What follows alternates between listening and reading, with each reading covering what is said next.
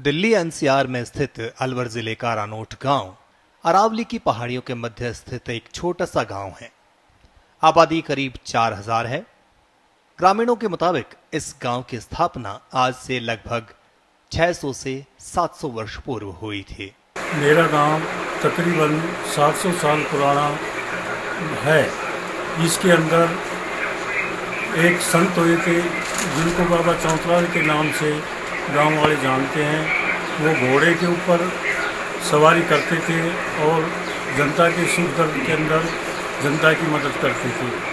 उसी के साथ में बाबा चौंतलाल के बगल में सती माता का मंदिर है, वो समाधि है जिसके ऊपर काफ़ी साल से लोग सती माता की पूजा करते हैं। गांव में संत गोपाल दास कैलाश आश्रम पर प्रतिदिन सैकड़ों दर्शनार्थी आते हैं।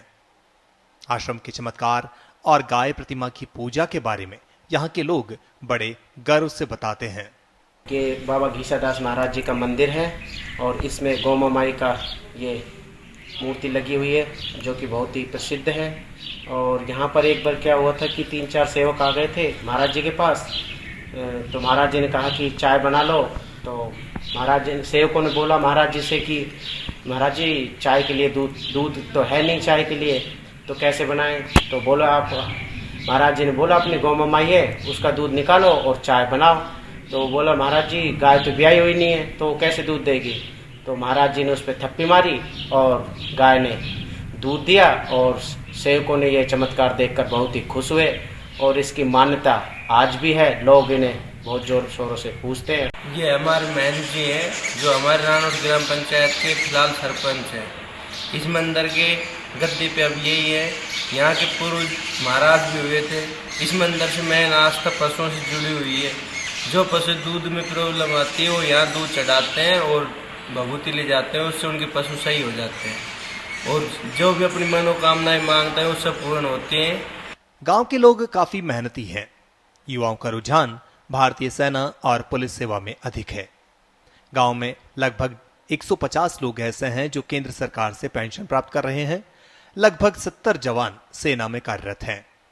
टेकचंद नाम का एक जवान सन 1999 में हुए कारगिल युद्ध में शहीद भी हो चुका है। इस गांव में 6 सरकारी अध्यापक हैं जिनमें एक व्याख्याता के पद पर कार्यरत है। अभी गांव वालों ने अपने गांव से चंदा हुआ करके और गांव के चबूतरे को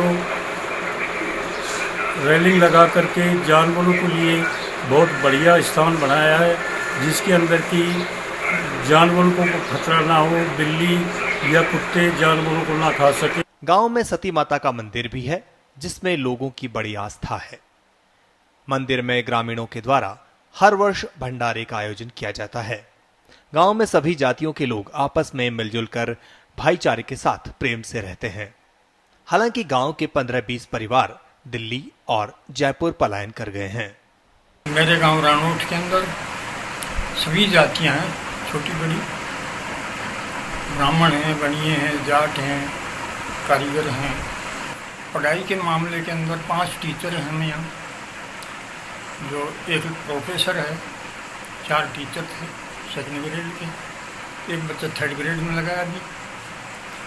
एजुकेशन के मामले में सबसे ज़्यादा पढ़ा लिखा समझो तो इससे पुराना समझो मैं ही था यहाँ। 1972 के अंदर मैंने MA की थी हिंदी सब्जेक्ट से और 78 में मेरी नौकरी लग गई थी बगैर किसी सिफारिश के। कोई कंपटीशन नहीं था उस टाइम, मार्क्स के आधार पर ही किया करते थे। उसके बाद में मैंने 27 साल नौकरी की अध्यापक। सेकंड ग्रेड से 9 में रिटायरमेंट हुआ मेरा। गांव की सड़क व्यवस्था अब तो खैर टूटी फूटी सड़क है, वैसे है तो तारपुर से रानोट भी सड़क है, रानोट से पेल भी सड़क है, रानोट से काली पहाड़ी है नज़दीक गांव, इधर भी सड़क गई। +2 का स्कूल है यहाँ, बच्चों का कंबाइंड स्कूल है। सरकार ने रानोट को ग्राम पंचायत का दर्जा दिया है। हाल ही में यहाँ पहली बार चुनाव हुए हैं। ग्रामीणों ने बताया कि ग्राम पंचायत रानोट में कई सालों से पानी की भारी किल्लत है। पानी का स्तर दिन प्रतिदिन नीचे जा रहा है।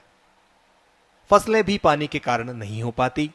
जो कुछ थोड़ी बहुत फसल किसानों के द्वारा उत्पादन की जाती है वो भी पानी के अभाव में पूरी तरह पक नहीं पाती।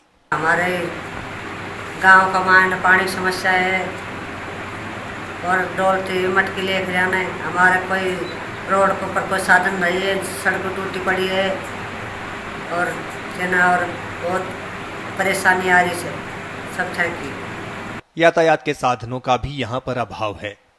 मुंडावर तथा जिला मुख्यालय अलवर तक पहुंचने के लिए कोई सीधा साधन उपलब्ध नहीं है।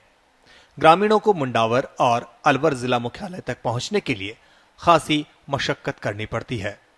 मेरे गांव के अंदर पानी पीने की समस्या बहुत मेजर है, मतलब पानी का अभाव है पीने का, और ना कोई ऐसा कोई ट्रांसपोर्ट का साधन है कि अपन किसी जैसे अपने तहसील तक पहुंच सकें या अपने नज़दीक कोई मंडी है उस तक पहुंच सकें। तो मेन कमियां तो यही है। बाकी वैसे हमारे गांव में भाईचारे में इसमें कोई कमी नहीं है, सभी लोग आपस में प्यार प्रेम से रहते हैं और जैसे बड़े त्यौहार हो, होली हो, दीपावली हो, इन पे आपस में एक दूसरे के घर जाना आना, उनसे मेल मुलाकात करना, आपस में मतलब एक दूसरे का जब भी कोई समस्या आती है तो परस्पर एक दूसरे का सहयोग करते हैं। कोरोना के दौर में ग्राम पंचायत पर सतर्कता बरती जा रही है। घर घर जाकर कोरोना से बचाव के लिए जागरूकता के काम किए गए हैं। राज्य सरकार और केंद्र सरकार की ओर से जो भी दिशा निर्देश समय समय पर प्राप्त होते हैं उनका पूरी तरह से पालन किया जाता है। जो कोरोना काल में हमें राज्य सरकार ने आदेश दिए उनको हमने सुचारू रूप से संचालित किया है और इसमें पूर्ण सहयोग किया है। कोरोना काल में हमने घर घर जाके लोगों की सर्वे की और उन्हें समझाया तथा सोशल डिस्टेंस के बारे में बताया। गांव में राजकीय उच्च माध्यमिक विद्यालय भी है। युवाओं के देश सेवा के जज्बे को देखते हुए यहां खेल मैदान विकसित करने की जरूरत है।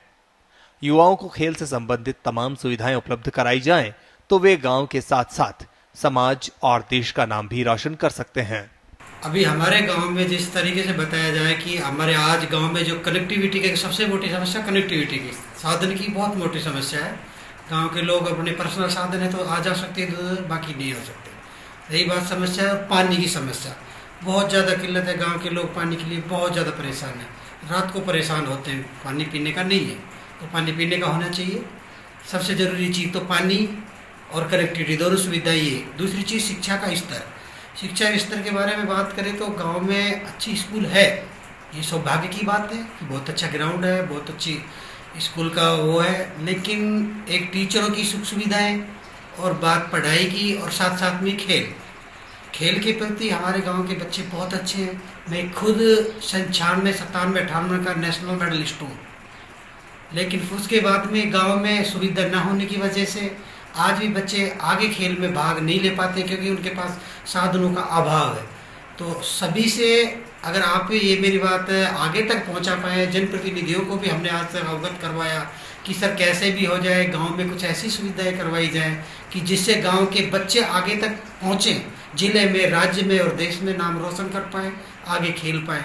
तो इसलिए मेरा कर जोड़ कर नंबर निवेदन है कि ये चीज़ें आगे तक पहुंचाई जाए। रानोट में प्राथमिक विद्यालय के पास कुएं वाले रास्ते और प्राचीन बावड़ी की ओर से मनशा पर्वत के मार्ग पर अतिक्रमण हो रहा है।